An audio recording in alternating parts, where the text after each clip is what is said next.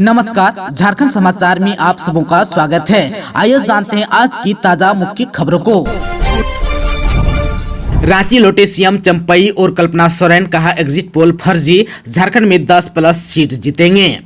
दिल्ली में इंडिया गठबंधन की बैठक में शामिल होने के बाद झारखंड के मुख्यमंत्री चंपई सोरेन, कल्पना मुर्मू सोरेन और सुप्रियो भट्टाचार्य रविवार की देर शाम रांची लौट आए। रांची एयरपोर्ट पर मीडिया से बातचीत करते हुए कहा कि एग्जिट पोल फर्जी है। हम इंडिया गठबंधन वाले 295+ सीट लाने जा रहे हैं। दिल्ली में अगली सरकार इंडिया गठबंधन की ही बनने जा रही है।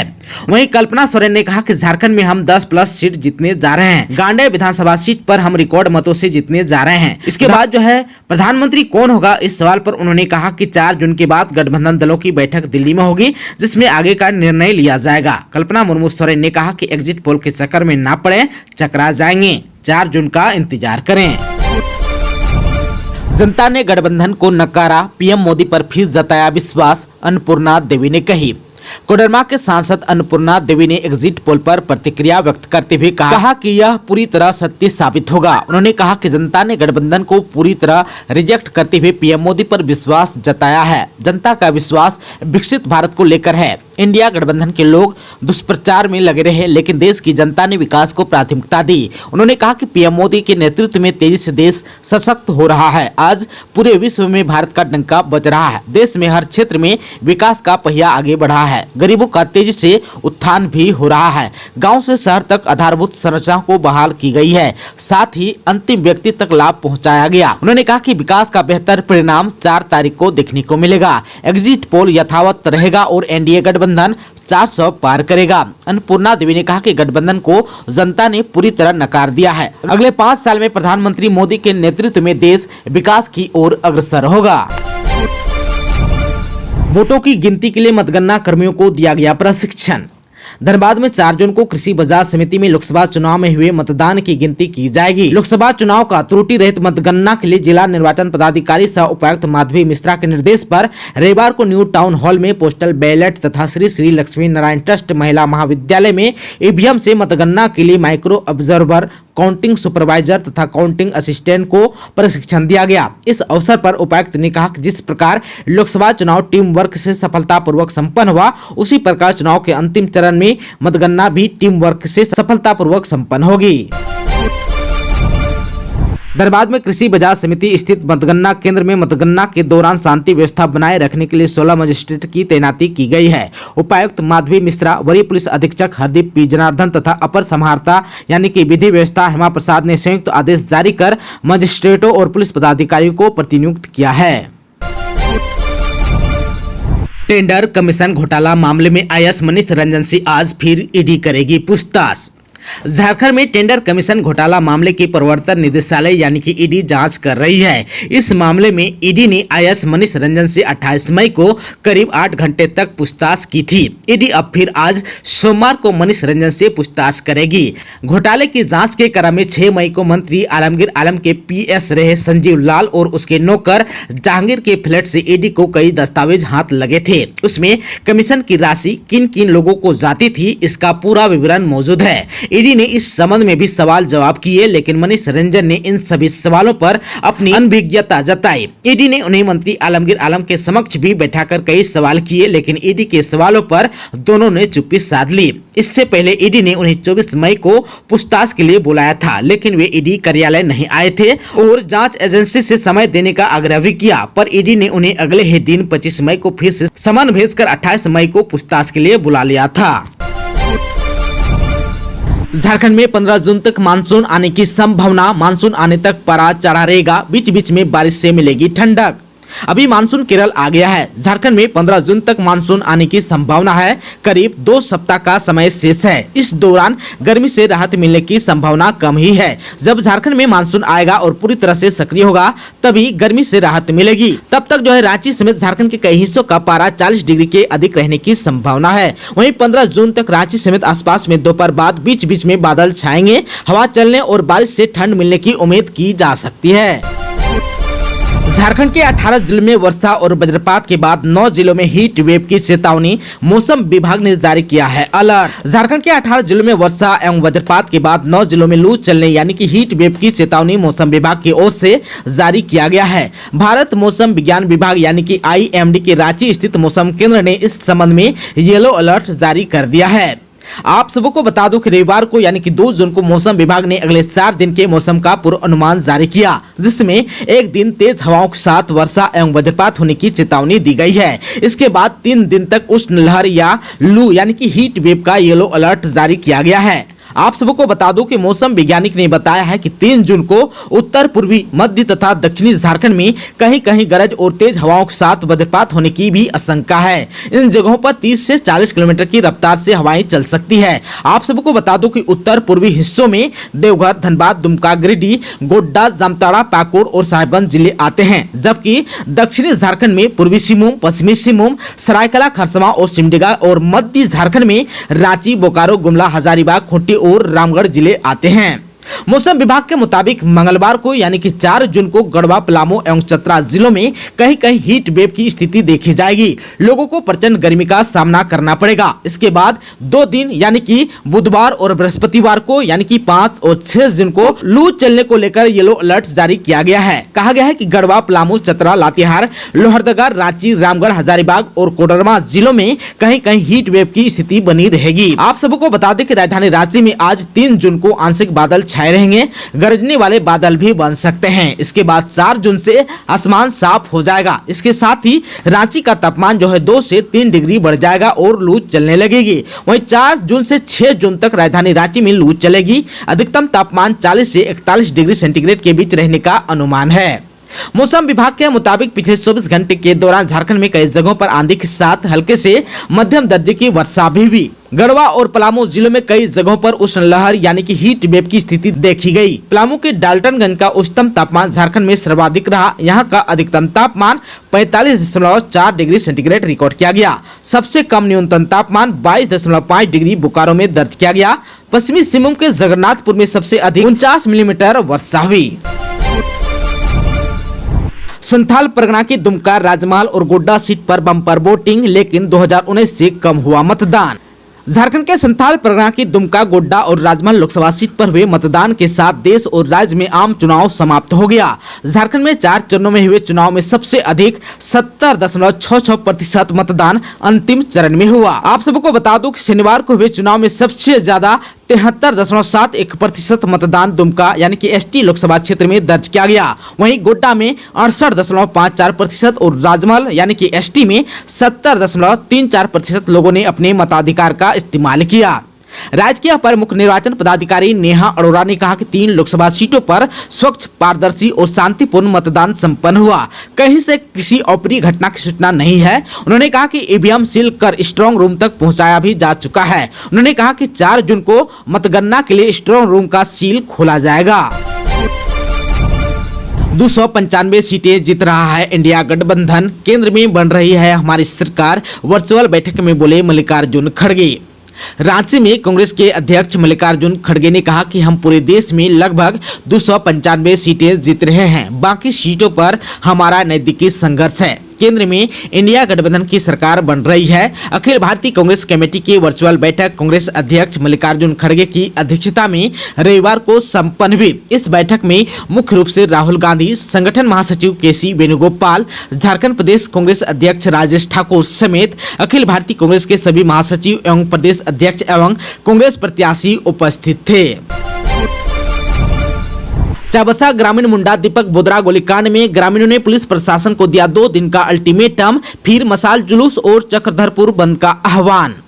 ग्रामीण मुंडा दीपक बोदरा गोलीकांड मामले में ओलेटी गांव के ग्रामीण एवं विभिन्न आदिवासी सामाजिक संगठनों के कार्यकर्ताओं ने रविवार को बैठक की, जिसमें सर्वसम्मति से अंतिम चेतावनी देते हुए पुलिस प्रशासन को 2 दिन के अंदर दोषियों को गिरफ्तार करके न्यायिक हिरासत में भेजने की मांग की है।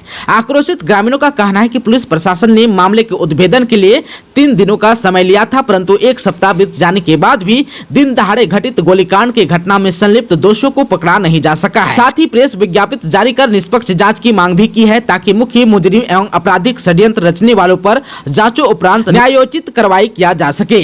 आप सबको बता दूं कि ग्रामीणों ने पुलिस प्रशासन को 2 दिन का अल्टीमेटम दिया एवं कहा कि 2 दिन में निष्पक्ष जांच एवं कार्रवाई नहीं करने पर चक्रधरपुर में 5 जून को मशाल जुलूस निकालकर 6 जून को बंदी का आह्वान किया जाएगा। ग्रामीणों ने अपने स्तर पर कार्रवाई करने की चेतावनी दी। उक्त बैठक में सैकड़ों की संख्या में ग्रामीण उपस्थित थे। विश्व साइकिल दिवस पर वियतनाम में रांची के साइक्लोपीडिया ग्रुप ने की 664 किलोमीटर की साइकिल यात्रा।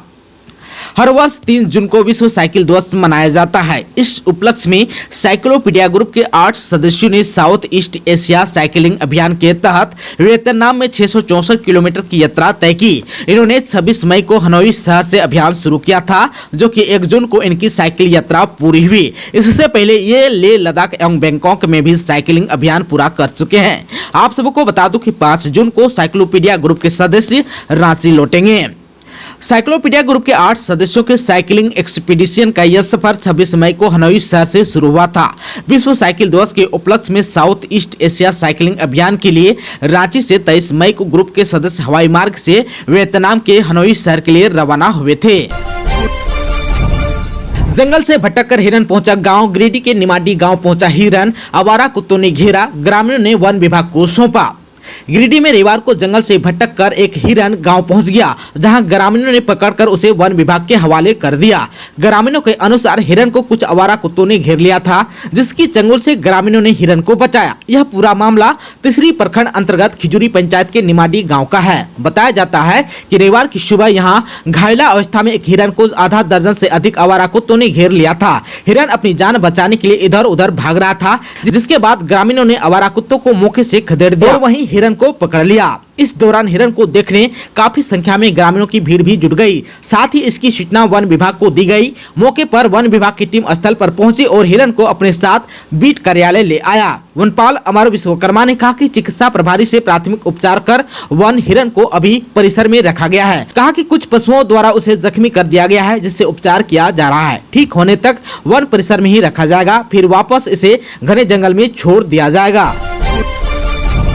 झारखंड विधानसभा पहुंचा हाथी, 2 घंटे तक घूमता रहा, झुंड से भटक कर आया। दहशत में रहे लोग, पुलिस और वन विभाग ने भगाया। एक हाथी भटकता हुआ झारखंड विधानसभा पहुंच गया। विधानसभा परिसर में हाथी करीब 2 घंटे तक घूमता रहा, जिससे लोगों में दहशत रही। स्थानीय लोग पहले खुद से हाथी को भगाने का प्रयास किया। जब सफल नहीं हुआ तो पुलिस को सूचना दी। राजधानी रांची के धुरवा इलाके में झुंड से बिछड़ा हाथी विधानसभा कैंपस पहुंचा था। जानकारी के अनुसार शनिवार की रात 12:30 बजे के करीब हाथी भटकते हुए नए विधानसभा परिसर के काफी करीब पहुंच गया। इधर उधर भटकता रहा, हालांकि इस दौरान उसने किसी को क्षति नहीं पहुंचाई।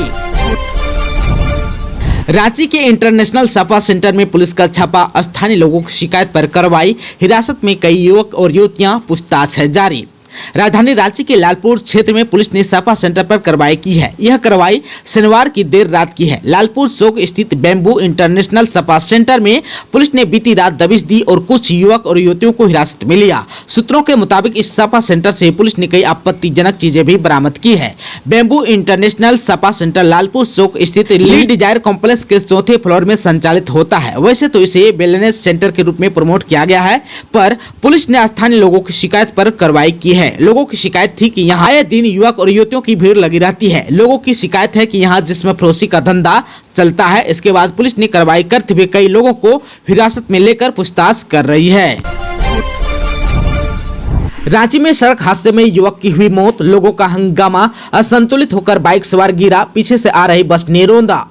रांची से सटे रातू इलाके में असंतुलित होकर बाइक सवार सड़क पर गिर गया। पीछे से आ रही सिटी राइडर बस का चक्का उसके सिर पर चढ़ गया। सड़क हादसे में युवक की मौके पर ही मौत हो गई, जबकि बाइक पर सवार बच्चा घायल हो गया। मृतक की पहचान संगम सिंह के रूप में हुई। हादसे के बाद गुस्साए लोगों ने नेशनल हाईवे 75 को जाम कर दिया। लोग सड़क पर ही बैठ गए। हादसा जो है रातू थाना क्षेत्र के तिलताज चौक पर हुआ। जानकारी के अनुसार संगम सिंह मूल रूप से पाकी पलामू का रहने वाला है। वर्तमान में चटकपुर में किराया घर में रहकर टाइल्स मिस्त्री का काम करता था। वह जो है रविवार को भी काम के सिलसिले में ही जा रहा था कि हादसा हो गया।